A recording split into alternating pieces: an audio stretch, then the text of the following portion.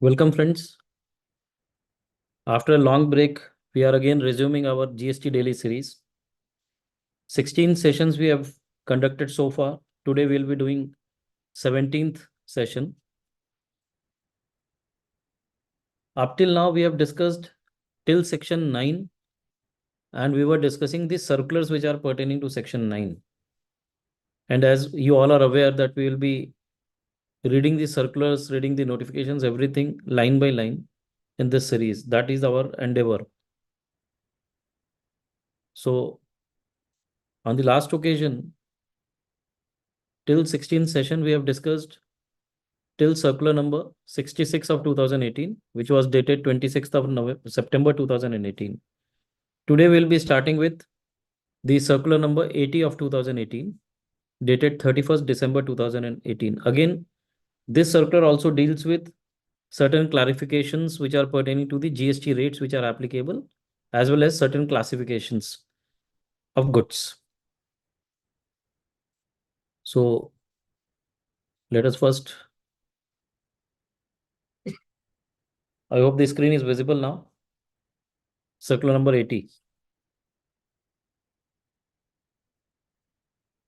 The subject is clarification regarding GST rates and classification goods regarding. Representations have been received seeking clarification in respect of applicable GST rates on the following points. Chatwa or sattu, fish meal and other raw materials used for making cattle, poultry, aquatic feed, animal feed supplements, feed additives from drugs, liquefied petroleum gas for domestic use, so on and so forth. So there are around 11 products, 11 goods regarding which the clarification has been given in this particular circular, which is circular number 80. So far as the first issue is concerned, applicability of GST on chatwa or sattu, doubts have been raised regarding the applicability of GST on these products. It is a mixture of flour of ground pulses and cereals. HSN code is 00106, includes the flour, meal and powder made from peas, beans or lentils, dried leguminous vegetables falling under 0713. Such flour improved by the addition of very small amounts of additives continues to be classified under HSN code 1106. If unbranded, then it is attracting nil rate of GST. Serial number 78 of notification number 2 of 2017.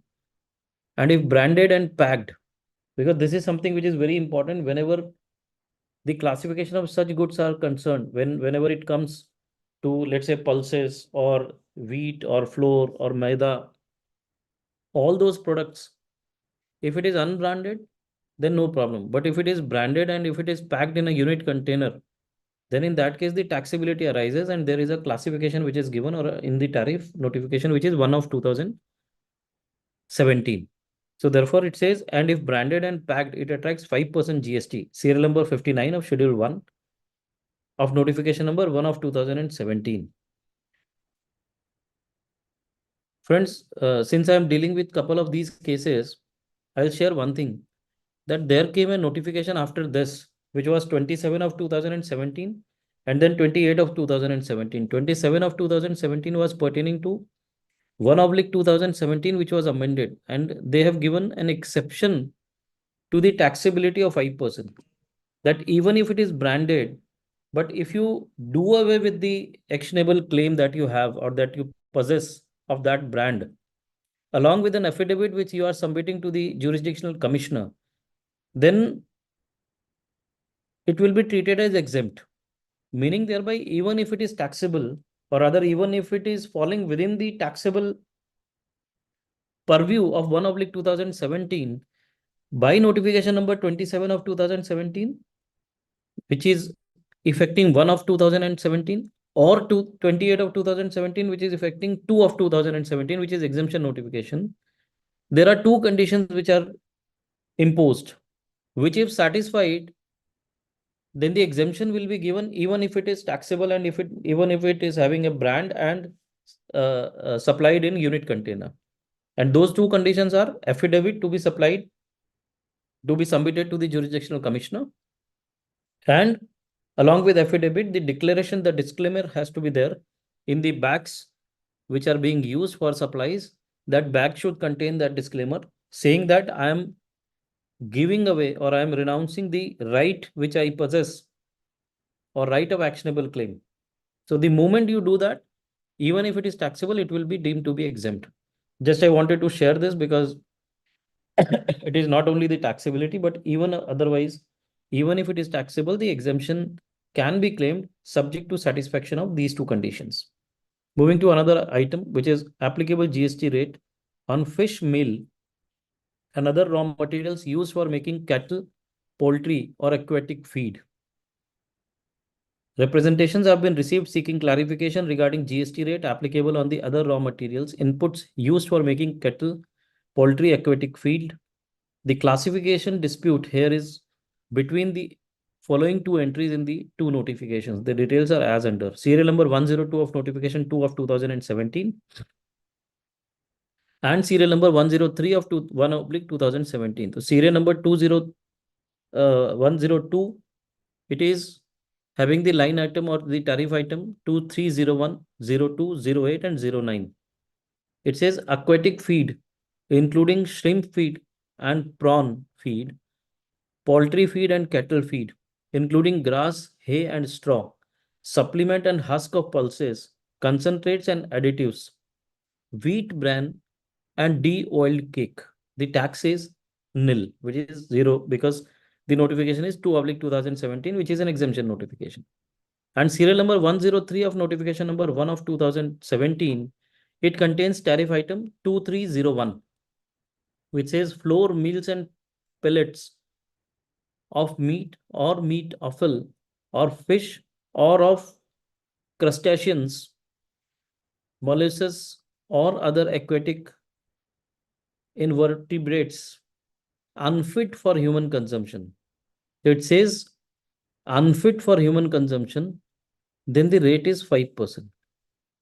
A number of raw materials such as fish meal falling under heading 2301, meat and bone meal also falling under 2301, oil cakes of various oil seeds, soya seeds, bran, sharps, residue of starch, and all other goods falling under heading 2302, 03, 04, etc. are used to manufacture formulation of aquatic feed, animal feed, cattle feed, poultry feed, etc.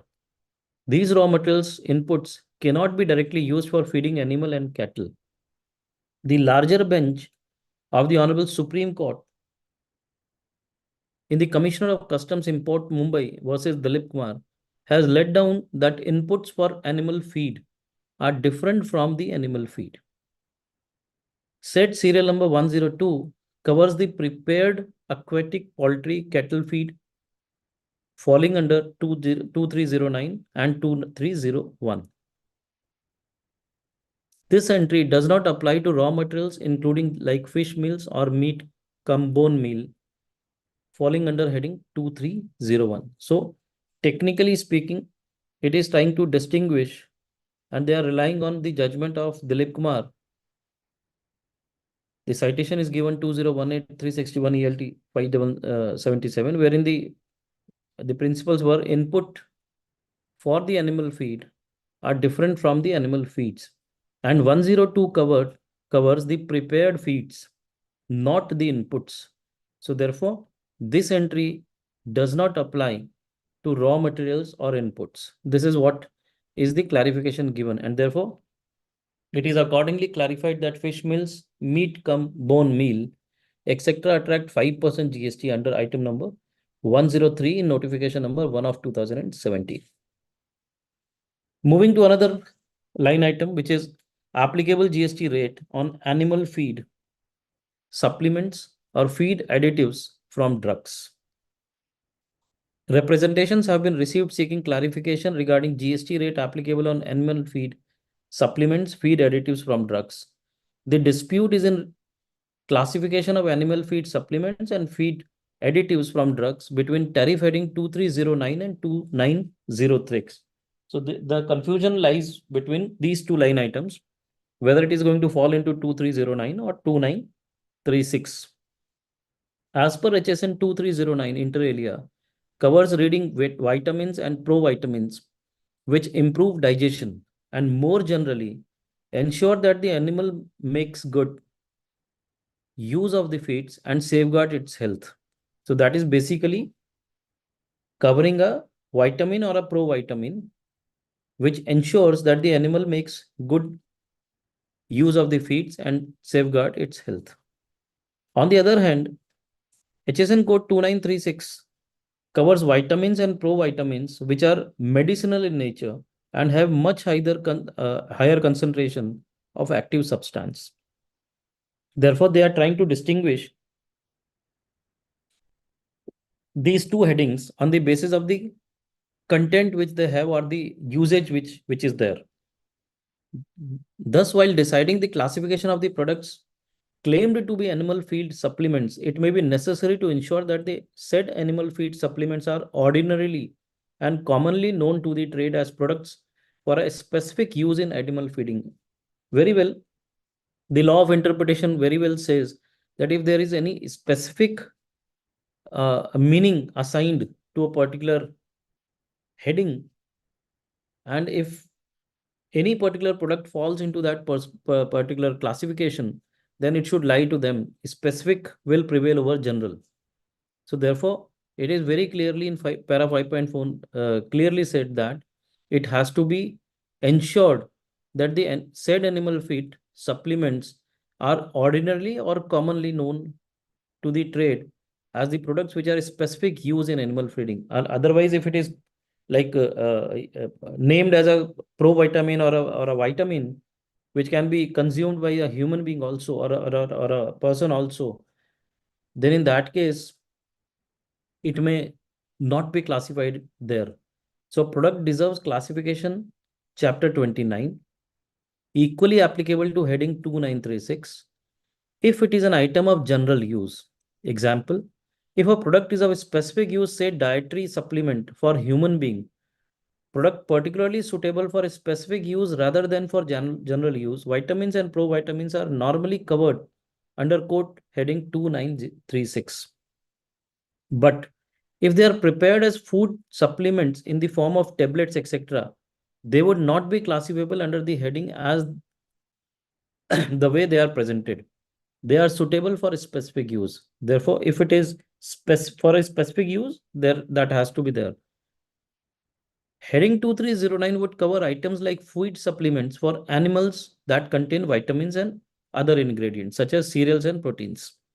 These are covered in chapter 23 under heading code 2309 or antibiotic preparations used in animal feeding. So more importantly, it is basically a supplement or a vitamin or a provitamin which is for the purpose of animal feeding. For example, a dried antibiotic mass on a carrier like cereal middling. The antibiotic content in these items is usually between 8% and 16%. Thus, HS code 2309 would cover only such product which in the form supplied are capable of specific use as food supplement for animals and not capable of general use. So therefore, the specific will prevail over general. That is the concept which is coming out. If the vitamins are supplied in a form in which they are capable of general use, that is, in the form in which it could be used as inputs or raw materials for further processing, instead of being ready to use, these would be classifiable under 2936. So this is the bifurcation. This is the division that they've done, or a distinction that they have created. That 2309 is specifically for a particular purpose, animal feeding, and not for a general use. Whereas if any vitamins are there for a general use, which can be further processed, then in that case, it will fall into 2936. So therefore, we need to look into the facts of each case and then accordingly decide whether it is going to fall into 2309 or 2936. Moving to the next item, applicability of GST on supply of liquefied petroleum gas for domestic use.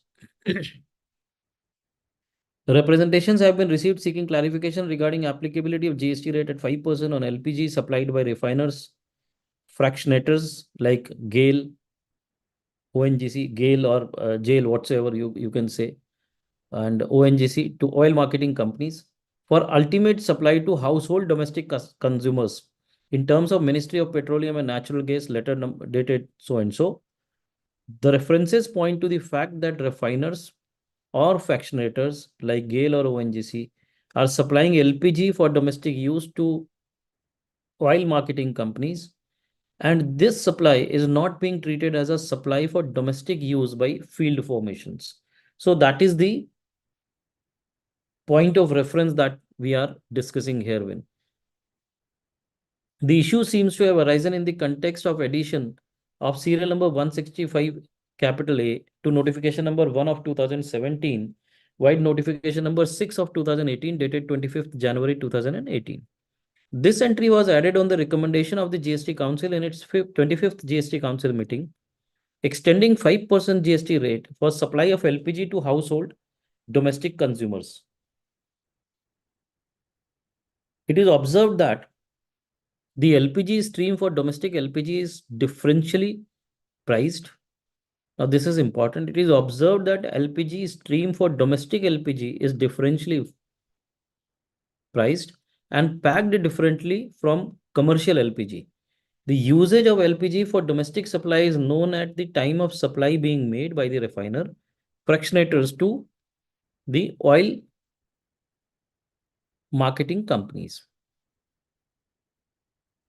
So this is very clear that the usage of LPG for domestic supply is basically known. Therefore, it is being clarified that LPG supplied in bulk, whether by a refiner or fractionator to an oil marketing company or by one oil marketing company to another for bottling and further supply for domestic use, will fall under serial number 165 capital A of the notification number 1 of 2017 and shall accordingly attract a GST rate of 5% with effect from 25th January 2018. So the issue basically was because of the fact that the refiners or the fractionators like GAIL or ONGC were supplying LPG for domestic use to the marketing company, and this supply was not being treated as a supply for domestic by the department, and therefore they are now clarifying this, that if it is for the purpose of domestic supply, then it is very well known because the packing is different and the pricing is also different. So the moment it will be supplied for the purpose of domestic usage or it will be a domestic supply, it is very clear when and to what extent the rate the tax will be applicable. And therefore the final clarification given is that if it is being supplied in bulk, whether it is supplied by refiner or refractioner to a marketing company, oil marketing company, or from one oil marketing company to the other for bottling or any other purpose, then in that case it will fall into 165 capital A, and the rate of 5% will be applicable. Applicability of GST on polypropylene woven and non-woven bags and PP woven and non-woven bags laminated with BOPP. This is a product which is there in Surat, being manufactured at Surat at a large level, and therefore Surat people will be benefited out of this representation. Rather, they are benefited, and I can very well and happily share that I was also one of the part of these representations. So representations have been received seeking the classification and GST rates of propylene woven and non-woven bags and propylene woven and non-woven bags laminated with BOPP.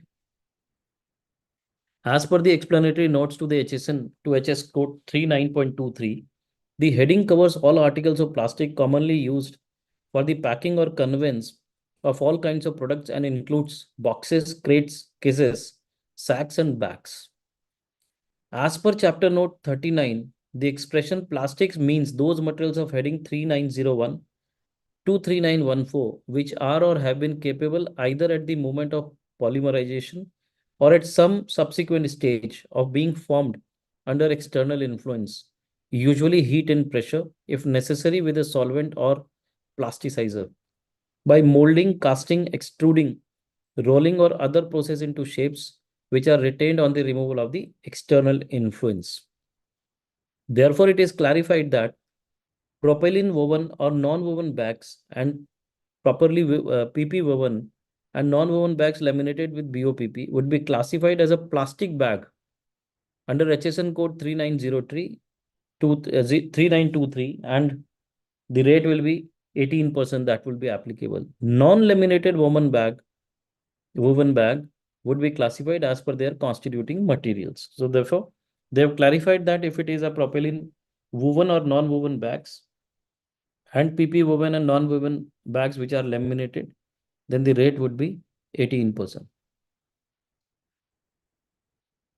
Applicability on GST on supply of wood logs for pulping. Representation have been received seeking clarification on applicability of GST rate on wood log for pulping. Wood is a rough, whether or not stripped of bark or sapwood or roughly squared, is classified under the heading 4403 and attracts 18% rate. Now, as per HSN 4403, also covers timber for saving, poles for telephone, telegraph or electrical power transmission lines, unpointed and unsplit piles, pickets, stakes, poles and props, round pit props, logs, whether or not quarter split for pulping, round logs for the manufacture of veneer sheets, etc., logs for the manufacture of matchsticks, woodware, etc. So this is what is also covering or covered in 4403. Therefore, it is classified that wood logs of any kind of wood in the rough timber, including the wood in rough log timber used for pulping, falls under heading 4403 and attracts GST at the rate of 18%. Applicability of GST on supply of baggies based laminated particle board. In this regards, a lot of representations, as we all are aware, have been received. In this context, it is stated that the baggies board has specific entry serial number 92 in schedule 2 up to the notification 1 of 2017. Accordingly, the rate which is applicable is 12%. Further, it is also stated that description baggage board in the said entry also covers baggage board, whether plain or laminated. So both are covered. Therefore, it is clarified baggage board, whether plain or laminated, falling under Chapter 44, will attract concessional GST rate of 12%. Next is applicability of GST on supply of embroidered fabrics sold in 3-piece for ladies' suits. Again, this is the outcome of the representation made by us from Surat, wherein it is there was an earlier representation and earlier classification which says that if a fabric is cut into 3 pieces, whether it will still continue to be fabric and attract 5%, or it will not be attracting 5%, it will go to the 12%, depending on the or it will depend on the value. So that was clarified, and now it comes to the embroidered fabric. So let us see how does they deal with this. Representations have been received seeking clarification regarding GST rate applicable on supply of embroidered fabric sold in 3 pieces, fabric pack set for lady suits, fabric for suits, salwar and dupatta. It has been informed that before becoming ready-made articles or an apparel, the fabric is cut from bundles or thans and sold in that unstitched state with certain embellishment like gota, etc. That is some additional work which is being done on that fabric, which is embroidered. The consumers buy these sets or pieces and get it tailored, which entails cutting of fabric in shape and stitching thereof. Doubts have arisen as regards applicable rates on such three fabric pieces in sets or packs. Fabrics are classified under Chapter 50 to 55 and Chapter 60 of the first schedule to the Customs Tariff Act on the basis of their constituent materials and attract a uniform GST rate of 5%. Garments and made up articles of textiles under Chapter 61, 62, and 63 attracts GST at the rate of 5% when value is less than 1,000 rupees or up to 1,000 rupees, and 12% when it exceeds 1,000 rupees. Earlier, there was a circular which I was mentioning, that there was a circular 13 of 2017. It has been clarified that mere packing of fabrics into pieces of different lengths will not change the nature of these goods. And such pieces of fabrics would continue to be classifiable under the respective heading as the fabric and attract 5% rate. So this is exactly what we have represented. And the same day, or rather in a week's time, we got this clarification. This clarification would equally apply to three pieces of fabric sold in a pack as ladies salwar suit. Any embroidery on a fabric piece or certain embellishment, that is addition, thereon does not change the basic nature of their being a fabric. The Chapter 63 covers garment, including the unstitched garments, which may or may not be sufficiently completed to be identifiable as garments or part of garments. However, Heading 6307 would not cover a fabric piece or a set of pre-packed fabric pieces, even if embroidered or embellished. Such set of fabric pieces would attract GST at the rate of 5%. So this is now made very clear. Whatsoever additional work you are getting done, that will not make you fall within the garments or an unstitched garment. It will still be a fabric, and therefore 5% will be the rate which will be applicable. Next is applicability of GST on supply of waste to energy plant. If you are supplying waste to an energy plant, what will be the applicability of GST? Now again, representations have been received on the goods which are used in setting up of waste to energy plants in terms of serial number so and so, 234 of Schedule 1 of 1 of 2017. The entry 234 prescribes 5% rate on the following renewable energy devices and parts for their manufacture. So these are the goods, I would say, for on which 5% rate is applicable. I'll not A to H, I'll not be dealing with this. Biogas plant, solar power-based devices, solar power generating system, windmills, wind-operated electric generator, waste to energy plants or devices, solar lantern, solar or solar lamp, ocean waves, tidal waves energy devices plant, photo voltaic cells, whether or not assembled in modules or made up into panels. The notification specifically applies only the goods falling under Chapter 84, 85, and 94 of the tariff. Therefore, this concession would be available only to such machineries or equipments, etc., which falls under Chapter 84, 85, and 94, and used in the initial setting up of renewable energy plants and devices, including WTEF. This entry does not cover goods falling under other chapters, say a transport vehicle falling under Chapter 87 that may be used for movement of waste to WTEP. For those which are falling into the separate heading or a separate chapter, then 84, 85, and 94, this entry will not be applicable. Another related doubt which is raised is as to how would a supplier satisfy himself that goods falling under Chapter 84, 85, and 94, say a turbine or a boiler required in a WTEP, would be used in WTEP. In this context, it is clarified that GST is to be self-assessed by a taxpayer. Therefore, he needs to satisfy himself with the requisite document from a buyer, such as supply contracts, work order for WTEP from the concerned authorities before supplying goods, claiming concession under the said entry. So therefore, it is now made very clear two things. One, If something is not, if the supply is not falling within 84, 85, and 94, it will be out of this entry. If it is falling into this entry, and if you are not confirmed whether this is going to be used for these purposes or not, which are specified, then in that case, you have to take some declaration. Maybe you have to rely on the order or something like that, or some document on the basis of which you can assure that yes, this is being used for that particular purpose. Anyways, moving ahead, applicability of GST on supply of turbocharger for railways. Representations have been received seeking clarification regarding classification and applicable GST rate on turbochargers supplied to railways.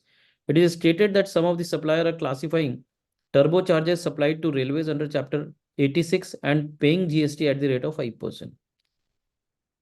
The turbocharger is a turbine-driven forced induction device that increases an internal combustion energies efficiency, engine's efficiency, I'm sorry, and power output by forcing extra compressed air into the combustion chamber. It has the compressor powered by a turbine. The turbine is driven by exhaust gas from the engine. So basically, it is the issue is that some of the suppliers are classifying the turbocharger chargers supplies to railways under Chapter 86 and paying 5% GST on that. Now, the clarification defines that turbocharger is a turbine driven force, or rather an induction device which increases the internal combustion engine's efficiency and the output by forcing extra compressed air into the combustion chamber. So it has the compressor powered by a turbine. Therefore, they are saying that turbocharger is specifically classified under Chapter HS code 84148030. It will not fall into Chapter 86, which otherwise they are using. So turbocharger is specifically classified under Chapter 84 148030. It continues to remain classified under this code irrespective of its use by railways. Whosoever is using it doesn't matter. It continues to be classified there, and therefore turbocharger is classified under heading 8414, and the rate of GST would be 18%. Now, this is the last item on which the clarification is given. Applicability of GST on supply of cranes, rigs, tools and spares and other machinery when moved from one state to another by a person on his account for their use of supply of service. Friends, let me share. This is something which is very, very important and crucial, because whenever a contractor is uh, providing services at one place, let's say one state, and he has been awarded a contract for service at some other state, and he's taking his spare parts, maybe tools or maybe cranes, etc., for his own use, then whether GST is going to be applicable, and if it is going to be applicable, why it is going to be applicable? Because a person cannot supply to himself. That is the concept. Unless he is separately registered in some other state and one registered person is making a supply to the another registered person. So they are trying to classify or clarify this. As per circular number 21 of 2017, it was clarified that no IGST would be applicable on such interstate movement of rigs, tools, and spares and all goods on wheels.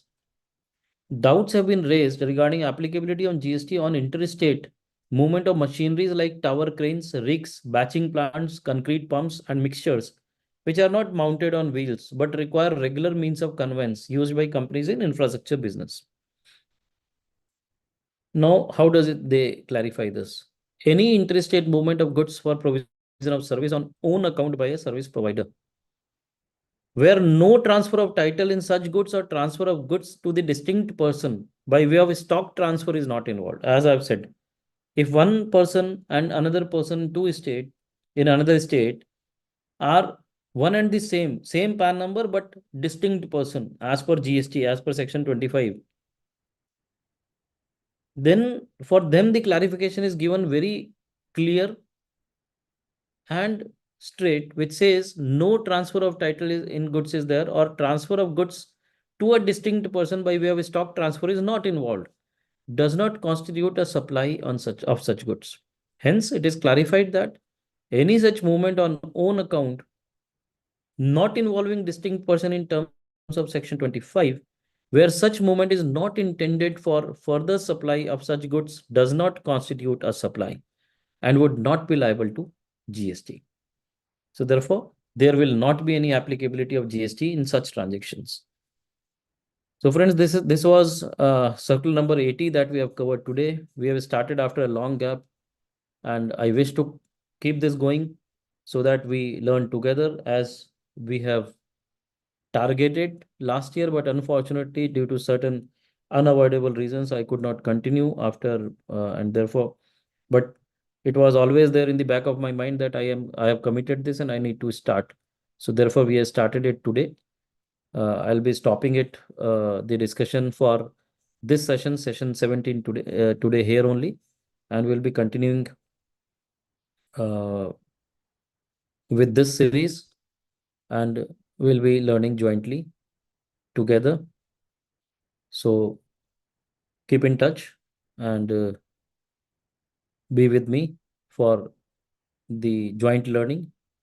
And I hope now this time the series will continue and there will not be any break. Hopefully, let's see what happens. I have a clear intention of reading each provision of the law along with circulars, notifications, everything threadbare, line by line, along with each one of you. Thank you.